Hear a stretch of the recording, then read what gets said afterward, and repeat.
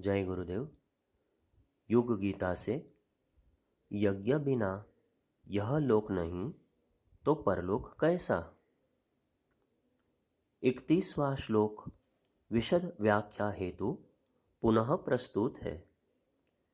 यज्ञशिष्टामृत भोजो यान्ति ब्रह्म सनातनम् नायं लोकोऽस्य यज्ञस्य कुतोऽन्यः कुरु सत्तम।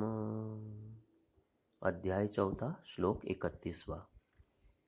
अर्थात, हे कुरुश्रेष्ठ अर्जुन, यज्ञ से बचे हुए अमृत का अनुभव करने वाले योगी जन सनातन परब्रह्म परमात्मा को प्राप्त होते हैं, और यज्ञ न करने वाले पुरुष के लिए तो यह मनुष्य लोक भी सुखदायक नहीं है, फिर परलोक कैसे सुखदायक हो सकता है।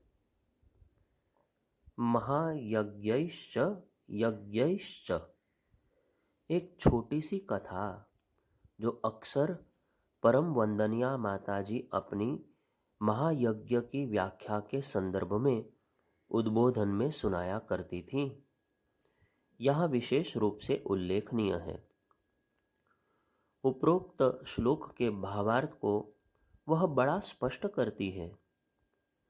महाभारत में एक राजसूय यज्ञ की कथा आती है, साथ में एक नेवले का प्रसंग भी आता है। राजसूय यज्ञ भगवान श्री कृष्ण की उपस्थिति में संपन्न हुआ। युधिष्ठिर सहित पांडवों द्वारा संपन्न किया गया था। सभी के अहम बढ़ चढ़कर बोल रहे थे कि हमारी वजह से यह आयोजन सफल हुआ। इतना दान हम लाए, इतना भोजन हमने कराया।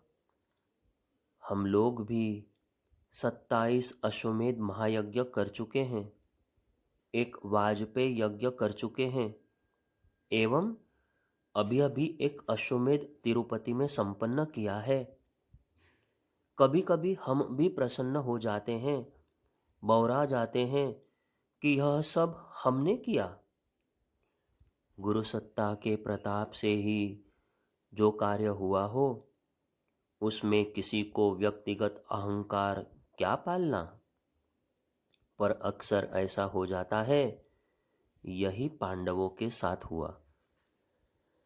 लेकिन भगवान श्री कृष्ण को लगा कि कहीं न कहीं कोई कमी अवश्य रह गई है, तभी तो यह अहंकार पल रहा है। एवं यह यज्ञ यज्ञ भाव से नहीं हुआ, यह स्पष्ट दिखाई दे रहा है। श्री कृष्ण सभी को यज्ञ स्थल के पास ले गए। वहां सभी ने एक विचित्र स्थिति देखी। एक नेवला लौट रहा था। उसका आधा शरीर सोने का था, आधा सामान्य था। सभी उस विलक्षण प्राणी को देख रहे थे, भगवान से जानना चाह रहे थे कि यह क्या है, कैसे हुआ है। भगवान ने नेवले से उसी की भाषा में बात की। उसने मानवों को समझ में आ सकने वाली भाषा में कहा, पहले भी मैंने एक महायज्ञ में भाग लिया था, उससे मेरा आधा शरीर सोने का हो गया था। यहाँ भी यही आशा लिए आया था कि बचा हुआ शरीर भी सोने का हो जाए, इसीलिए लोट लगा रहा हूँ, पर असफलता ही हाथ लगी है। भगवान कृष्ण ने उस विचित्र नेवले से पूछा कि बताओ, पिछला यज्ञ कैसा था। उसने बताया कि एक ब्राह्मण परिवार अनुष्ठान कर रहा था। भयंकर अकाल की स्थिति थी। ऐसे में उन्होंने 9 दिन पश्चात बचा हुआ भोजन लेने का विचार किया था। 9वें दिन भावनात्मक पूर्णाहुति कर ज्यों ही ब्राह्मण परिवार भोजन के लिए बैठा तो एक चांडाल सामने आ गया। चांडाल ने कहा, हमें भूख लगी है, हम खाना चाहते हैं। ब्राह्मण ने अपना भोजन उसे दे दिया। भोजन कर लेने के बाद उसने कहा, पेट नहीं भरा? तो ब्राह्मण की पत्नी ने भी अपना भोजन सामने रख दिया। भोजन के पश्चात पुनः चांडाल बोला, बड़ी तेज भूख लगी है, इस भोजन से भी शांति नहीं हुई। गृहस्थ ब्राह्मण के दोनों पुत्रों ने अपना भोजन, जो कि अब अंतिम आस के रूप में सामने रखा था, चांडाल को दे दिया। चांडाल ने पूछा कि अब आप क्या खाएंगे भगवान? ब्राह्मण ने कहा कि पानी पीकर ही पलायन कर लेंगे। सोचेंगे भगवान की यही इच्छा थी। अतिथि देवता भूखे चले जाए, यह कैसे हो सकता है? चांडाल ने भोजन समाप्त किया, ब्राह्मण को साधुवाद दिया एवं अच्छी तरह कुल्लाकर तृप्ति का भाव प्रकट किया। नेवले ने आश्चर्यचकित सभी पांडवों सहित श्री कृष्ण को बताया कि जिस स्थान पर उस चांडाल ने कुल्ला किया था, मैंने उसी में लोट लगाई थी, तो मैं आधा सोने का हो गया। मैंने एक और दृश्य देखा कि ज्यों ही ब्राह्मण देव सपरिवार चांडाल रूपी अतिथि को प्रणाम करने झुके, तो उठने पर उन्होंने वहां नारायण हरि को पाया। स्वयं भगवान चांडाल का रूप धर ब्राह्मण परिवार की यज्ञ वृत्ति को परखने आए थे।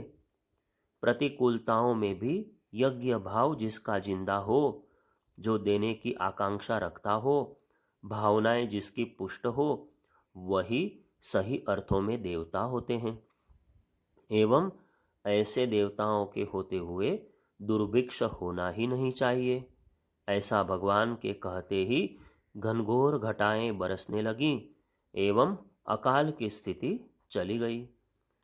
यह यज्ञ पुनः हो, इसकी प्रतीक्षा में युगों युगों से कर रहा हूँ।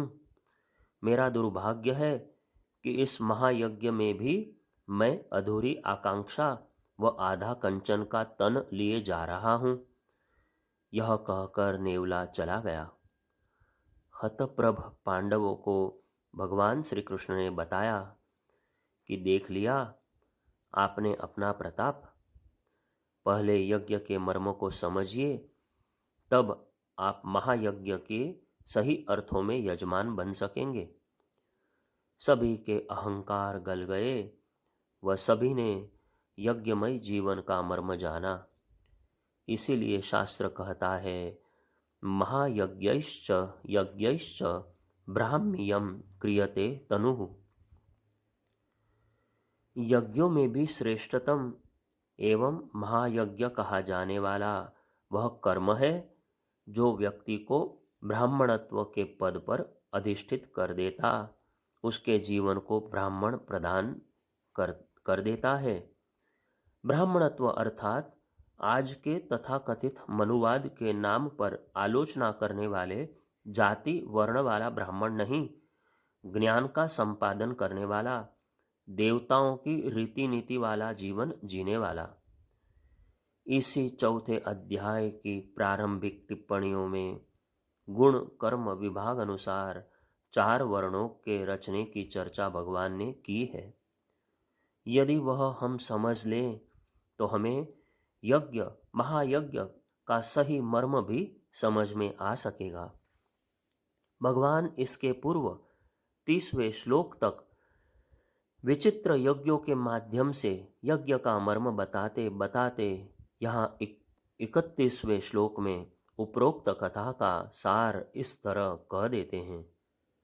यज्ञ से बचे अमृत का अनुभव करने वाले योगीजन परब्रह्म परमात्मा को प्राप्त होते हैं। मानव जाति की समाज की सेवा स्वरूप किया गया श्रेष्ठतम कर्म ही यज्ञ है। इसके परिणाम स्वरूप जो आत्मसंतोष, कीर्ति, ऐश्वर्य आदि प्राप्त होते हैं, वह यज्ञ अवशिष्ट है। यही प्रसाद कहलाता है, जो विभिन्न प्रकार के पूर्व में बताए गए 12 प्रकार के यज्ञों की परिणति स्वरूप प्राप्त होता है। शर्त एक ही है कि यह सभी यज्ञ निष्काम भाव से किए जाएं। यज्ञावशिष्ट या प्रसाद का अर्थ है वह पदार्थ या तत्व जो मानसिक शांति दे, तृप्ति दे, तुष्टि दे। उस तरह यज्ञमय जीवन हमारी सभी वासनाओं का क्षय कर मन को अनिर्वचनीय शांति से भर देता है। वह शांति जिसकी खोज में आज सारा विश्व है, इसी यज्ञमय जीवन की रीति नीति से मिलती है। वासनाओं का क्षय होते ही अंतिम परिणति के रूप में हमें समष्टिगत चैतन्य से एकाकार होने की सिद्धि भी मिल जाती है। यज्ञावशिष्ट अमृत है। भगवान आगे कहते हैं कि हे कुरुओं में श्रेष्ठ, यज्ञ न करने वाले के लिए तो यह लोक भी न होने के समान है, तब परलोक की बात की क्या कही जाए। इस एक पंक्ति में बड़े ही मर्म की बात बता दी गई है। एक ही सार्वभौमिक सत्य का उद्घाटन किया गया है कि जो व्यक्ति समर्पण भाव से कर्म करने को तैयार नहीं, उसे न तो इस संसार में वास्तविक लाभ है, न ही मरने के बाद वह शांति पाता है। वास्तविक प्रसन्नता, सफल जीवन जीने की अनुभूति की एक ही कुंजी है यज्ञ भाव में रहकर उद्यम पूर्वक सतत कर्म करते रहना।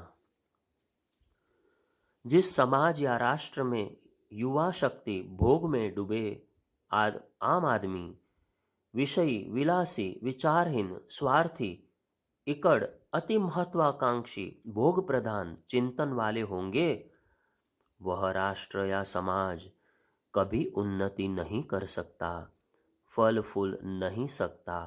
यह श्री कृष्ण की स्पष्ट घोषणा है। न ही ऐसे समाज से कुशल शासक, संगठन करता नेता निकल पाएंगे, न इस जगत में कभी शांति मिल पाएगी, चाहे उद्योग कितने ही बढ़ जाएं, कितना ही आधुनिकीकरण, यंत्रीकरण क्यों न हो जाए। त्यागमय जीवन में प्रतिष्ठित हो, भोग में नहीं। आज की स्थिति की कितनी सुंदर समीक्षा है इस श्लोक में। बार बार एक ही बात भगवान कर रहे हैं कि बाह्य सुखों में शांति नहीं, वहां तो भोगवादी अतृप्ति भरी तृष्णा है, बेचैनी है। आज सारा मानव समाज स्ट्रेस नामक महाव्याधि से पीड़ित है। जिसे देखिए वही देखने में स्वस्थ, पर अंदर से रीता, खोखला एवं तनावग्रस्त। एक अविज्ञात भय हमारे सबके साथ जुड़ा है। चाहे भौतिक जगत में कितनी ही सफलताएं मिल गई हों, आत्मिक जगत सूखा मरुस्थल बन गया है। कारण अयज्ञ भाव से किए गए कर्म ही हैं। यदि किसी समाज का, राष्ट्र का पुनर्निर्माण होगा, तो जीवन जीने के तरीके को बदलकर, जीवन को भोगमय से बदलकर त्याग की जीवन में प्रतिष्ठा करने से। एक जागरूक, कर्मठ, कभी जगत गुरु रहा भारतवर्ष सांस्कृतिक दृष्टि से आज भी पराधीन है, भ्रष्टों में भी भ्रष्टतम है। इसकी कार्यकुशलता को मानो जंग लग गई है। किस कारण? यज्ञमय जीवन की उपेक्षा से। जीवन में यज्ञ अर्थात परमार्थ के लिए किए गए सत्कर्मों की उपेक्षा से, एकाकी स्वार्थी जिंदगी जीने की रीति नीति से।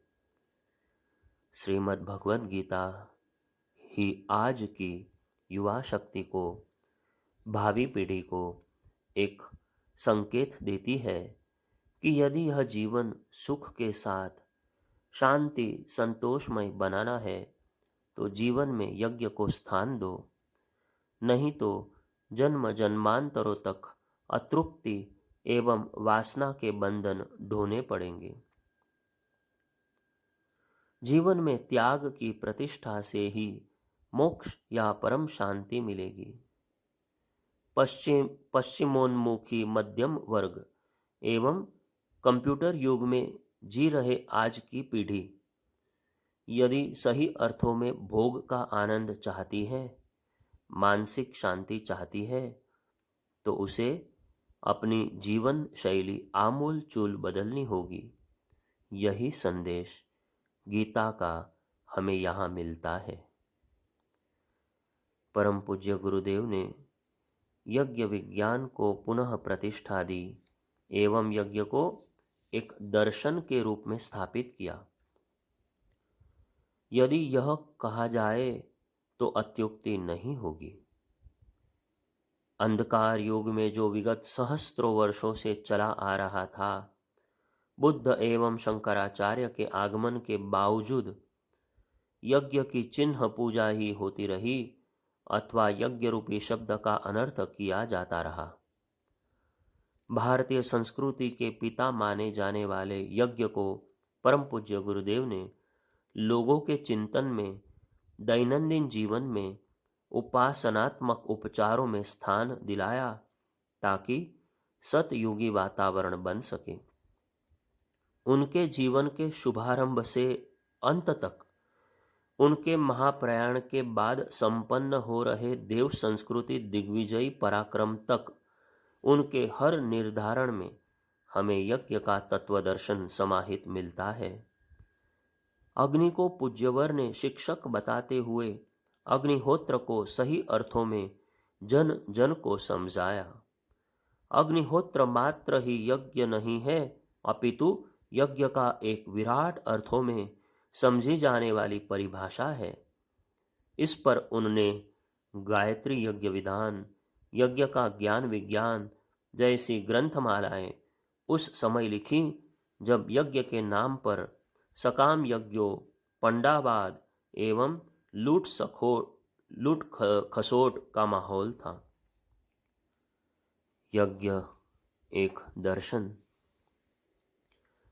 वे अखंड ज्योति पत्रिका में लिखते हैं, जिस तरह अग्नि यज्ञ कुंड में प्रज्वलित होती है, वैसे ही ज्ञानाग्नि अंतःकरण में, तपाग्नि इंद्रियों में तथा कर्माग्नि देह में प्रज्वलित रहनी चाहिए। यही यज्ञ का आध्यात्मिक स्वरूप है। अपनी संकीर्णता, अहंता, स्वार्थपरता को जो इस दिव्य अग्नि में होम देता है, वह बदले में इतना प्राप्त करता है जिससे नर को नारायण की पदवी मिल सके। आगे वे इसी क्रम में यज्ञ को विश्व का सर्वोत्कृष्ट दर्शन बताते हुए लिखते हैं, यज्ञ में समाहित विचार एवं प्रेरणाएं आस्था परिशोधन एवं आदर्शों की प्रतिष्ठापना का एक सशक्त माध्यम है। इसमें सन्निहित विचार प्रवाह में मनुष्य को श्रेष्ठ, उदार एवं उदात्त बनाने के सारे तत्व विद्यमान हैं। ऐसे किसी दर्शन की खोज करनी हो जो विवादों से रहित एवं बोधगम्य हो, तो वह यज्ञ दर्शन ही हो सकता है। वे लिखते हैं कि दान, देव पूजन और संगतिकरण का यज्ञ दर्शन मनुष्य को उदार एवं उदात्त बनाने में हर दृष्टि से सक्षम है। इन तीनों सिद्धांतों में मानवीय विकास के लिए असीम संभावनाएं सन्निहित हैं। भगवान श्री कृष्ण ने इसी प्रकार यज्ञ की महत्ता बताते बताते अपने कथन की पूर्णता इन शब्दों में व्यक्त कर दी है कि जो यज्ञावशिष्ट अमृत का भोग करते हैं, वे ही सनातन ब्रह्म को प्राप्त होते हैं। वे कह जाते हैं कि यज्ञ ही विश्व का विधान है। यज्ञ के बिना जीवन ही नहीं, पारलौकिक जीवन में भी कुछ भी हासिल नहीं हो सकता। न लोक में प्रभुत्व मिल सकता है, न परलोक में स्वर्ग की प्राप्ति हो सकती है।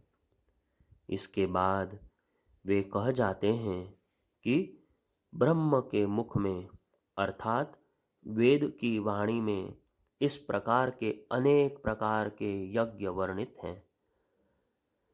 उन सब को तू कर्म से अर्थात मन, इंद्रिय और शरीर की क्रिया द्वारा उत्पन्न जानना, किंतु यह भी जान ले कि परमात्मा कर्मादि से परे हैं। ऐसा जानकर तू संसार बंधन से मुक्त हो सकेगा। श्लोक 32वां का भावार्थ। 31वें श्लोक की पराकाष्ठा के रूप में मुक्ति के राजमार्ग इस 32वें श्लोक में देखने को मिलती है। ये सभी यज्ञ जो ऊपर बताए गए भगवान विष्णु के अवतार श्री कृष्ण के अनुसार ब्रह्मा के मुख से निःसृत हुए हैं। उस अग्नि के मुख से जो सभी द्रव्यों को ग्रहण करती है, सर्वव्यापी ब्रह्म की सदा यज्ञों में प्रतिष्ठित है। संसार के सभी प्रकार के कर्म परमपिता परमात्मा के उद्देश्य से अर्पित यज्ञ बन सकते हैं।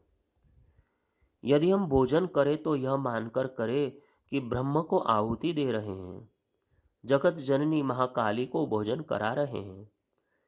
यदि मार्ग पर चल रहे हो तो यह भावना करें कि जगन माता की प्रदक्षिणा कर रहे हैं।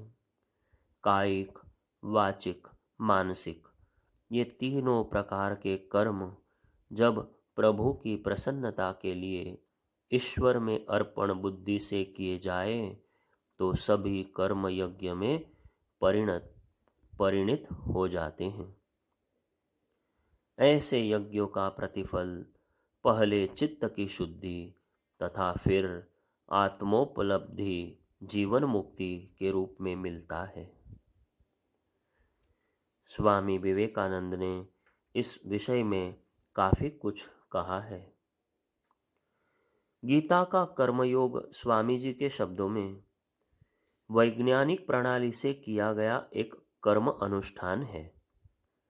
कर्मों का उद्देश्य है मन के भीतर जो अंतर्निहित शक्ति है उसे प्रकट करना, अर्थात जीवात्मा का जागरण करना। जो कुछ करो, जो कुछ खाओ, जो कुछ हवन करो, जो कुछ तप करो, जो कुछ दो, सभी मुझ भगवान में अर्पण कर शांत भाव से स्थित होकर रहो। स्वामी जी जिस भाव की अभिव्यक्ति कर रहे हैं उसी का बोध श्री कृष्ण अपने शिष्य अर्जुन को कराते हुए उसकी मुक्ति का पथ प्रशस्त कर रहे हैं। वे कहते हैं कि सभी साधनों या यज्ञों को कर्मज मान, कर्म से जन्मा मान, पर यह भी समझ कि ये सभी एक भगवान की विशाल शक्ति से जन्मे हैं, उसी के द्वारा निर्दिष्ट है। उस भगवान तत्व को तत्व से जानकर भली भांति समझकर स्वयं को समर्पित कर यज्ञ भाव से यदि हर कर्म किया जाएगा तो लोभ, मोह, अहम के भव बंधनों से हमेशा के लिए जीवन मुक्ति मिल जाएगी। गीताकार के काव्य का सौंदर्य उसके शब्दों के गुंथन से बढ़कर उसके भावों की निरंतर उच्चतम सोपान पर चलते जाने के क्रम में दिखाई पड़ता है। यदि हम यह मर्म जान लें कि हमें कर्म क्यों करना है, किसके लिए करना है, यज्ञ भाव से किए गए कर्म क्या होते हैं, एवं जीवन को यदि बंधनों में बंधने से बचाकर मुक्ति का पथ प्रशस्त कैसे करना है, तो हम जीवन दर्शन जान लेते हैं। इसी बात को भगवान आगे बढ़ाते हुए 33वें श्लोक में द्रव्यमय यज्ञ के रूप में सबसे नीची सीढ़ी एवं ज्ञानमय यज्ञ के रूप में सबसे ऊंची सीढ़ी बताते हैं। इसकी चर्चा आगे कल करेंगे। जय गुरुदेव।